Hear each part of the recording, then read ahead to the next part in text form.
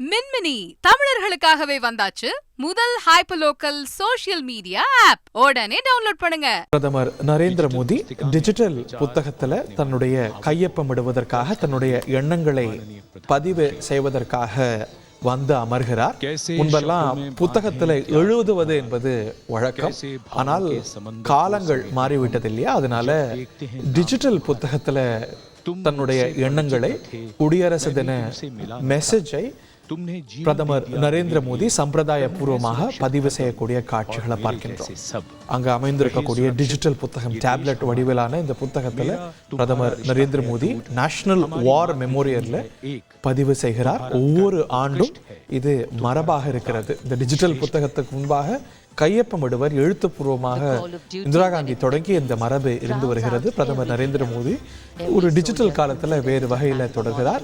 போர் நினைவகத்துல முப்படை தளபதிகள் பிரதமர் நரேந்திர மோடிக்கு உடை கொடுக்க அங்கிருந்து கர்த்தவிய பாதை நோக்கி குடியரசு தின விழா கொண்டாட்டங்கள் நடக்கக்கூடிய தேசிய மூவர்ண கொடி இன்னும் சற்று நேரத்தில் பறக்க இருக்கக்கூடிய கர்த்தவிய பாதை நோக்கி பிரதமர் நரேந்திர மோடி செல்ல இருக்கிறார். இன்னும் சில நொடிகள்ல ராஷ்டிரபதி பவன்ல இருந்து நம்ம காட்சிகள் பார்க்க இருக்கின்றோம்.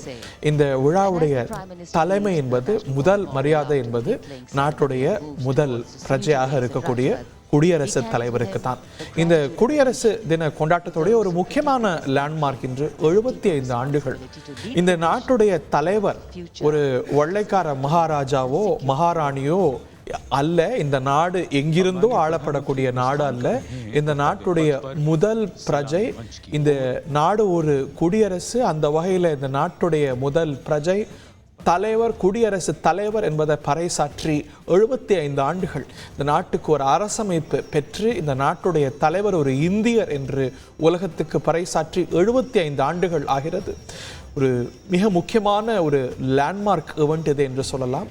75 ஆண்டுகள் என்பது இந்த நாடு பீடு நடை போட்ட கரடு முரடான பாதையில கடந்து வந்து இன்று உலகத்துல ஒரு முக்கியமான நாடாக மாறி இருக்கக்கூடிய ஒரு தருணத்தை பறைசாற்றுகிறது இந்த 75வது குடியரசு நாள். பிரதமர் நரேந்திர மோடி தேசிய போர் நினைவகத்திலிருந்து விடைபெறக்கூடிய காட்சிகளை பார்க்கின்றோம். மின்மினி தமிழர்களுக்காகவே வந்தாச்சு முதல் ஹைப்பர்லோக்கல் சோஷியல் மீடியா ஆப். உடனே டவுன்லோட் பண்ணுங்க.